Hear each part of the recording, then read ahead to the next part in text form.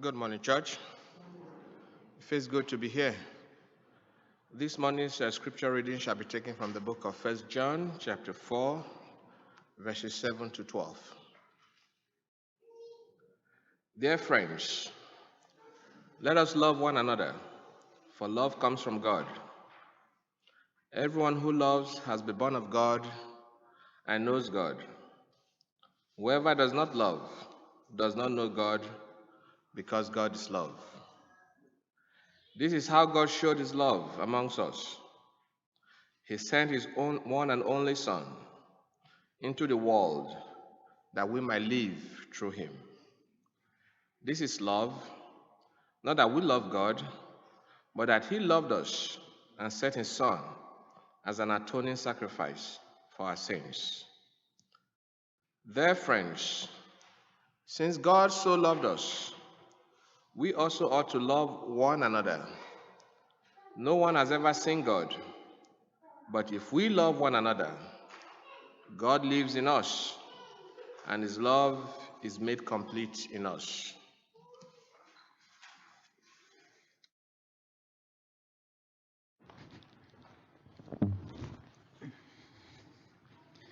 Good morning, everybody. It's good to see everyone here this morning. We're officially at the start of the fall season, so happy fall. It's one of my favorite times of year, fall time. Because of a lot of things, I think the beauty around us is one of them. The slowing down of nature makes me feel like maybe I can slow down, and of course the food, as I try to depict here on the screen. Fall is always a time when there's lots of like soups and stews and other kinds of comfort food going on in our house, and there is just something comforting about making a hot pot of stew or soup from the things that you've been growing in the garden all summer. I just love that time of year.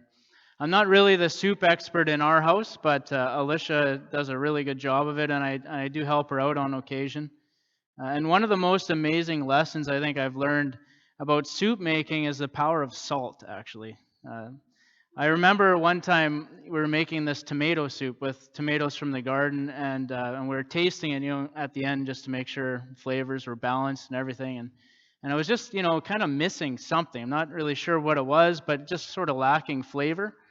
And so we thought, well, maybe the tomatoes are just not that good this year or something. And then we decided, you know what, let's just put a little bit of salt in there and see what happens. So we added some salt, and then what happened next was pretty amazing. Like as amazing as soup can get, I think. Like it just adding a little bit of salt, even though the soup didn't really taste any more salty, all the other flavors, I guess, came alive is one way to say it. Like the tomato flavor came out, all the spices and stuff that were in there just, they came alive, and it tasted like a whole different recipe just by adding a little bit of salt. And I think that really taught me something about the power of salt that I'll never forget. And so there you go. Pro tip from this soup guy, I guess. If you're making soup this fall, you got to add some salt in there. We're going to be talking, as Tim mentioned, about relationships. We're ending off our series, our mini series on relationships. It's been running through August and September today. And this morning I want to talk about developing stronger relationships, particularly in the church. And as followers of Jesus, we know we always want to be maturing in our faith. I hope we've been making that point clear. But in order to do that, we need to realize that the way that God has set it up, the way He's structured the church, is that we are not going to be able to grow to maturity on our own. This is a team effort. God has designed the church to function as a body, as a family. And so we need to help each other grow. And if we're going to tap into the potential, the full potential of God's design of the church, we're going to need strong relationships with the people around us. It's easy, I think, to have a lot of acquaintances these days, a lot of Facebook friends maybe, but really that's not the type of relationship that's probably going to have the depth that's required to do the things that God wants to do through the relationships that we need in the church. So I wanted to highlight one thing this morning before we start. This is a very interesting verse here from Proverbs 18. I think it highlights this idea. A man of too many friends comes to ruin, but there is a friend who sticks closer than a brother. A man of too many friends comes to ruin, but there is a friend who sticks closer than a brother. And I think this proverb is pointing out clearly to us that if we have too many of these superficial relationships, we get divided up and things will not go that well for us. We need some of those true friends in our lives that stick closer to us, even closer than family. And after looking at this topic, I really believe that the secret ingredient that will allow us to develop these kinds of relationships is not just, getting along with people or not even just being with people necessarily, but ultimately what we need to grow deeper in our relationships in the spiritual aspect of our lives. Just like that tomato soup, is adding in this secret ingredient. And it's the spiritual aspect of our lives. That's the secret ingredient. We need to add that in to our relationships. We need to bring the spiritual aspect of our lives into our relationships to get the full flavor out of them in the church.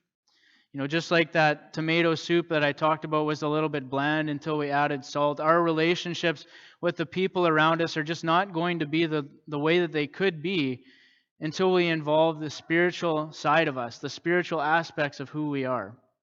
And so today I want to talk about that. I want to talk about how we can develop stronger relationships, full-flavored relationships that I'm calling it, with the people around us. And just like that tomato soup, again, we're gonna talk about this. If we want to grow deeper relationships, we need to go deeper by adding salt again. We're going to go through this. So we have to go deeper in the way that we spend our time together in our schedules. We need to go deeper in that. We also need to go deeper in our activities with each other, go deeper in our love for one another through service, and also go deeper in our talk, our speech. So we're going to add salt to our relationships. And so this morning I want to look specifically with these 4 points at how Jesus did it. We're trying to follow Jesus. And so I want to look at how he did it with his disciples, how the relationships that he had with the people that were close to him. And so maybe just to start it off, you might be wondering, why do we need relationships in the first place? I mean, can't I just, stay home, read my Bible, watch the sermon on YouTube, maybe check out some other sermons and just do my own thing? What's wrong with that? Well, I think simply put, the answer is because, that's not the way that God has designed the church.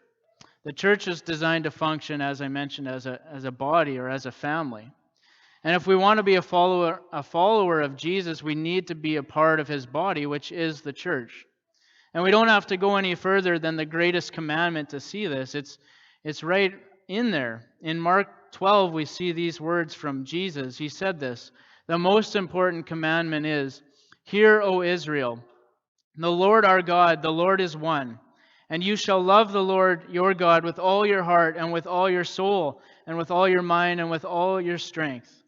The second is this: you shall love your neighbor as yourself.' There's no commandment greater than these." So the second half of the most important commandment that Jesus points out here is that we love the people around us as we love ourselves. And we all know that we want to be in a strong relationship with God because that's what's best for us. That's the best thing that we can do with our lives. And so if we're going to pursue that for ourselves, we also need to recognize that we need to be willing to invest in the lives of the people around us to help them do the same thing. And of course, if we're going to do that, we need to relate with them and have a relationship with them. And besides this, did you know that there are almost 50 one another commandments in the New Testament? One another commandments are places where God has given a specific instruction to the church for how we're supposed to relate to one another. God has given us almost 50 of these instructions, and I think that should tell us something about the importance of the relationships that we have with each other. And so I think it's clear that relationships are necessary in the church because that's the way God set it up. And so today I want to focus on how Jesus grew those deeper relationships and beginning with how he shared his schedule with the disciples. Another stat to kind of start us off with this is this. Did you know that there are over 60 verses just in the Gospels, the 4 Gospels, that talk about Jesus being with his disciples in some fashion? There's over 60 times in the Gospels where it says that Jesus was with his disciples. That's a lot of times. He was always spending time with them. He ate with them. He traveled with them. He even went to a wedding with them. And now I know spending time together, that's nothing new. We're not breaking any new ground here. I think we all realize that if we want to build relationships with people around us, we need to spend time with them, or we need to be in dialogue with them in some way. But at the end of the day, I know we kind of all know that intuitively, but we kind of struggle with it, I think, don't we? We sort of struggle to make that time to be with people. And so I want to highlight the importance of this today to kind of renew our fervor for it, because it is important. It's important for us to be involved in each other's lives if we want our relationship to become what God intends it to be. I want to do that by looking at how Jesus did it. This is just one of the many examples in Scripture, but I thought it was kind of neat. From John 21, starting in verse 10. This is Jesus speaking. He said to his disciples, "Bring some of the fish you've just caught," Jesus said. So Simon Peter went aboard and dragged the net to the shore. There were 153 large fish, and yet the net hadn't torn.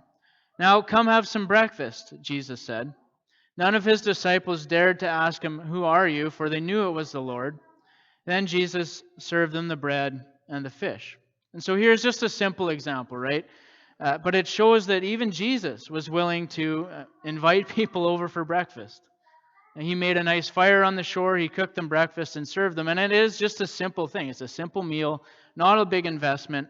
But you might remember the amazing spiritual conversation that came out of this meal after it was finished between him and Peter, and really what that meant for Peter's faith. This was an incredibly deep and powerful encounter that happened after this. And it wasn't really the meal, of course, that was the important thing. It was the fact that they were together, and it was the fact that being together allowed them to open up an opportunity to go into the spiritual conversations that they needed to have, and be present for each other spiritually in their lives. And it was all just because Jesus simply made breakfast and invited the disciples to join. And I know this. When we start talking about fitting more things in our schedule, it tends to raise our blood pressure, right? I know it does for me. I totally get that. We are all so busy. And so I understand this is a challenge, but I think that we can be creative at how we do these things. You might remember when David Young was here, I believe back in May, he talked about this idea of stacking or multitasking. And I thought it was pretty neat. I wanted to bring it up again. He said that, he keeps a really full schedule himself, but he still needs to stop and eat. And so what he does is he knows that other people around him need to also maybe take a lunch break or something like that. And so he takes advantage of that, and he stacks his schedule. He makes plans to eat with other people during the day. And it's sometimes really short, maybe just 10, 15 minutes. But he said that that's given him a lot of opportunities to grow deeper relationships without really adding anything to his schedule.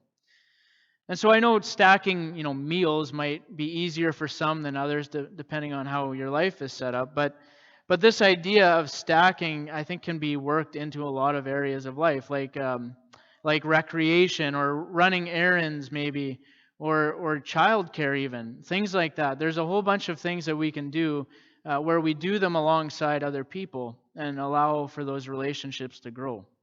And even with our technology today, I think this is maybe even easier in some ways, because we don't necessarily have to be physically together to stack our time. We can be together virtually. This is just one way, and there's many others, but this is just one way we can get creative to allow ourselves to share our schedule with other people. So another thing that we can do, going back to the SALT acronym here, is that we can also grow deeper in our relationships by going deeper in our activities. Now, being together obviously is important, spending time together, sharing our schedules, but if we're going to be together, that's the first part, but we also need to make sure we're more than just together, we're also doing spiritual activities during the times that we're together. If we want to help each other grow spiritually, then some of the things we have to do some of the things we're wanting to do will obviously have to have a spiritual focus. So Jesus modeled this with his disciples as well. And I want to just highlight one of these stories here. Remember the time that he fed the 4,000 people. It's from Mark 8. Here's what it says starting in verse 1. In those days, when there was again a large crowd, for they had nothing to eat, Jesus called his disciples and said to them, I feel compassion for the people because they have remained with me now 3 days and have nothing to eat. If I send them away hungry to their homes, they will faint on the way, and some of them have come from a great distance. And his disciples answered him, "Where will anyone be able to find enough bread here in this desolate place to satisfy these people?" And he was asking them, "How many loaves do you have?" And they said, "7." And he directed the people to sit down on the ground, and taking the 7 loaves, he gave thanks and broke them and started giving them to his disciples to serve to them, and they served them to the people. And they also had a few small fish, and after he had blessed them, he ordered these to be served as well. And they ate, and they were satisfied, and they picked up 7 large baskets full of what was left over of the broken pieces. So I really love this example. I love this one because it shows how Jesus got the disciples involved in spiritual activities with him. You know, when they served together, their relationship grew. And I think a lot of us probably know this based on experiences we've had. Maybe we've been on a mission trip or a service project together with other people. You know how that it bonds you together when you're working alongside other people. And if we just look at how Jesus interacts with them here, he involves them in the discussion, which I really love. He talks to them about how they might be able to help. He gets them involved in the discussion up front. And then he also asks them, well, what resources do you have to contribute to this service project here? And then he gets them involved with the service too. He sends them out to deliver the food to the people and helping to clean it up afterwards too. So he gets them involved in the actual service part. And so their relationship is based on this service. And I think this is something that we can do in our lives as well. When we spend time with other Christians, we can involve ourselves together in spiritual activities like this. And so the next thing that will help us, I think, bring out the full flavor of our relationships is the ingredient of love. And to grow deeper relationships, we need to go deeper in our love for one another. And I think the reading this morning really highlights that idea. And one of the best ways to show our love is through service, through serving one another. And of course, Jesus, his whole life was about serving other people, serving the people around him. But I want to look at one specific example here from John 13 that is well known when he's washing his disciples' feet. I wanted to read verses 3 to 5 and then skipping down to 12. So here's what it says. Jesus knew that the Father had put all things under his power and that he had come from God and was returning to God. So he got up from the meal, took off his outer clothing, and wrapped a towel around his waist. After that, he poured water into a basin and began to wash his disciples' feet, drying them with the towel that was wrapped around him. And then in verse 12, when he had finished washing their feet, he put on his clothes and returned to his place. "Do you understand what I've done for you?" he asked them. "You call me teacher and Lord, and rightly so, for that is what I am. Now that I, your Lord and teacher, have washed your feet, you should wash one another's feet. I have set you an example that you should do as I have done for you." I just love this example here. It's such an incredible, powerful example because we can follow it, right?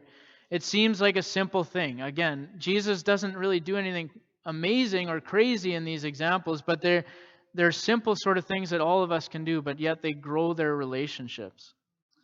And so he's just simply washing someone's feet. But when you think about who's doing it, that's when it really becomes amazing, I think. You see the humility of Jesus come through in this story. In verse 3, it shows us that the power and authority that Jesus had, but yet he humbles himself to the role of servant in order to show love. And he shows love by meeting needs. He shows love by meeting the most basic hygienic needs of his disciples, needs that we all have. And I love what he says in verse 12. He says, "Do you understand what I've done for you?" And then he answers his own question down in verse 15. He says, "I've set you an example so that you can follow it."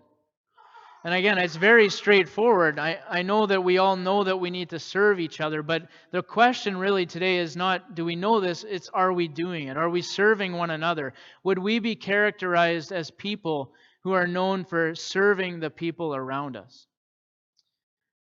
Just after Jesus performed this amazing act of service, he goes on to say this to his disciples in John 15. He said, "Greater love has no one than this, that someone lay down his life for his friends. You are my friends if you do what I command you. And Jesus says that the greatest act of love is to lay down your life for your friends. And I think obviously he was alluding to the cross here. But he told his disciples that they could be his friends, or they would be his friends if they loved like he did. And as his disciples today, we can follow this command as well. Now in our context today, of course, we might not literally have to die for the people around us, but there's still a ton of application here in these verses for us today. And I think in some ways, it's actually easier to say, oh yeah, I would die for you, don't worry, than it is to actually lay down your life on a day-to-day basis. And what I mean by laying down your life on a day-to-day basis is that we willingly lower ourselves so that we can lift other people up and put them first. And I think that's hard to do, but I think that's what we're called to do. And Jesus says that this type of friendship is a relationship where we sacrifice ourselves for the good of the people around us. And again, I guess the question is this: are we doing it? The world around us, of course, is not going to say this to us. It's going to say, look out for number one, right? Put yourself first. Make sure you come before anyone else. But as followers of Jesus, our relationships need to be different. They need to follow the example of our Master. I think Galatians 6:2 really makes this very clear as well. It reminds us to bear one another's burdens and thereby fulfill the law of Christ. And the whole idea of bearing a burden means lifting the load, off of someone else. And I know, the selfish part of us is not going to really like this. We don't love the idea of bearing a burden because it's going to cost us something, right? It costs us maybe our time or money or energy. But if we want to get beyond those superficial relationships that we talked about at the beginning and experience the full beauty of what God is doing in the church and the beauty of the design of the church, then we need to be willing to make these kinds of investments in the people around us. I think this idea is summarized pretty neat in this little picture here that Alicia found online for me. These three here are in a relationship with one another. But when one of them gets into a jam, the other two hold him up. Because of their mutual love for each other and their willingness to bear each other's burdens, all three of them continue to go forward in their faith through the obstacles of life. And these are the kinds of relationships that aren't really built overnight. They take time and they take effort. But Jesus shows us that we can develop them by making time for other people in our schedule, by getting involved in spiritual activities together, and by showing love to one another by bearing each other's burdens and serving people. So the last thing I wanted to highlight this morning about how we can grow deeper in our relationships is how we can go deeper in our talk or in our speech, the things that we say. Just like being together, this one seems pretty obvious too, right? If we want to grow spiritually, I think it seems fairly obvious that we need to talk about spiritual things. But yet, this is another one that we struggle with, right? At least I know I do. And it's easy to talk about silly things, easy to talk about current events and our hobbies or whatever. But and there's really nothing wrong with that. But if we're going to grow those deeper relationships with the people around us, we're going to have to get beyond those superficial things into deeper spiritual conversations. And so, of course, again, we see Jesus doing this with his disciples. And I really love this example from Matthew 16. It says, when Jesus came to the region of Caesarea Philippi, he asked his disciples, well, who do the people say the Son of Man is? And they replied, well, some say John the Baptist, others say Elijah, still others Jeremiah or one of the prophets. But what about you, he asked, who do you say that I am? Simon Peter answered, you are the Messiah, the Son of the living God. And Jesus replied, blessed are you, Simon, son of Jonah, for this was not revealed to you by flesh and blood, but by my Father in heaven. And I tell you that you are Peter, and on this rock I will build my church, and the gates of Hades will not overcome it. All right, so there's a lot going on here in this example, but what I want to highlight is how Jesus steers this conversation here, how he talks with his disciples. He starts out by asking the disciples a pretty simple spiritual question. Essentially, he's just asking, who do people think I am? And like many of the examples this morning from Jesus, there's really nothing fancy going on here either. It's just a simple question, but it opens up an amazing spiritual conversation. And then Jesus takes it another step into spiritual territory, and he gets more specific, and he asks them, well, who do you say that I am? And then he takes the conversation deeper from there. He wants to understand, where they're at with their understanding of him being the Son of Man. Have you ever tried asking a question like this? I mean, maybe not about yourself, obviously, about who you are, but about how other people understand who Jesus is, or maybe about something that they taught. Jesus shows us that it's a really good way to start up a spiritual discussion. And so anyways, he keeps going here. Peter says, he believes that Jesus is the Son of the living God. And then Jesus takes the opportunity to encourage Peter, and I really like this. In a manner of speaking, he says that God has amazing plans for him. And he points out that Peter is going to be like a pillar in the New Testament church. And I love that. I love that Jesus is willing to dream with his disciples and dream about who they're going to become if they follow him. And I think we can do this. We can do this with each other too. We can point out the gifts and the qualities that we see in the people around us and encourage them to let God do amazing things through them in the church. And this is one of the ways, I think, that we can really build each other up and encourage each other to grow spiritually in our relationships together. So we can start up these spiritual conversations as a way of going deeper in our talk. But another way we can go deeper in our talk is through prayer. And I love the reminder in James 5:16 as we talk about this here. He says, "Therefore, confess your sins to each other and pray for each other so that you may be healed. The prayer of a righteous person is powerful and effective." This is one of those one another verses that I talked about at the start, one of the 47. James says that we should be praying for healing from both physical sickness and also from spiritual sickness, from sin. And I think we're pretty good at asking for prayers when we're physically sick, and that's a good thing. But I think it's maybe harder for us to share about the struggles that we have with the sin we have in our lives, right? And I know that, this is a personal thing.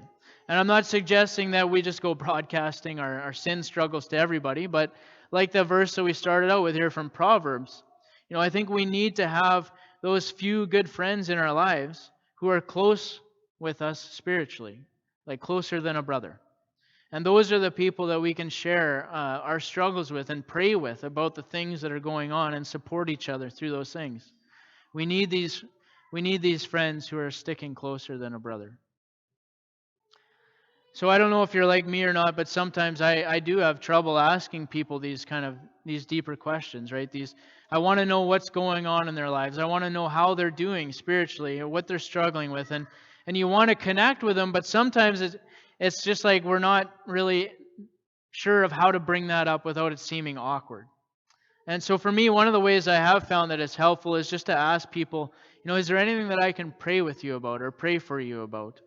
And this is a pretty safe question. I mean, people don't have to open up if they don't want to. But sometimes they do. Actually, a lot of times that I've asked this question, people will share something with me about what they're struggling with. And it gives us an opportunity to talk about that, maybe talk about what the Bible says about it, and pray together about it. And I find that is such a strengthening thing in our relationships, is when we can get to that level in a comfortable way and pray together about things. So praying with each other is one way that we can definitely grow deeper in our talk. Investing in deeper relationships is important for our spiritual growth. And maybe this morning you're wondering, you're listening to this, you're wondering, well, how can I get involved in something that will help get started in this area? And we've brought this up a few times today already, but this is a good suggestion, I think. Many of you have probably heard about Celebrate Recovery. I think many of us, including myself, have misunderstood what this ministry is. I'm not sure why, but there's a prevailing thought that Celebrate Recovery is an addictions program, but that's not what it is. It's important to know that at the foundation, what this ministry is about is a discipleship ministry. It's a ministry that's involved at getting people more serious about their walk with Jesus. The purpose of CR is to help people work through the things that are holding them back from being a more serious disciple of Christ, no matter what that thing is. Celebrate Recovery actually incorporates all four of the things that we have up here this morning. You're going to be together with people. You'll be sharing your schedule with them. You're going to be involved in spiritual activities together, like prayer. You're going to be serving one another as you bear each other's burdens. And you'll also be involved in spiritual conversations with other people about scriptures and about how people have overcome the struggles in their lives. So if you're looking for a ministry that will help you become more like Jesus, this ministry, like we said, is starting up on Thursday. And it might be a really good fit for you. And so if you want to know more information about it, you can talk to me. You can also talk to the Denbys, Brad and B. You could talk to the Weebs, Richard and Wanda, and or the Haskanes, Bob and Linda. They're going to be up here in a minute, so you'll see their faces. I know they'd love to help you get started. So I hope that our time this morning has encouraged you to really pursue these deeper spiritual relationships with one another. We all need a few friends who are really close with us in a spiritual sense to really help us follow and focus on following Jesus. And in order to develop these relationships, we need to invest in the lives of the people around us. And of course, as always, Jesus set us an amazing example in these areas. But it's up to us to actually follow his example and pursue these spiritual relationships for yourself. And as always, if you want to talk about this, if there's something that I can help you with, please reach out and talk to me. I'd love to talk about this. And maybe you're listening to this morning and you figured out that, that spiritual connection with other people, that's something that I am missing in my life. And I think I need to give my life to Jesus and start pursuing this sort of spiritual network in my life as well.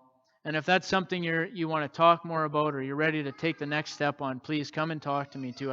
I'd love to talk to you about that as well. Thank you for your time this morning.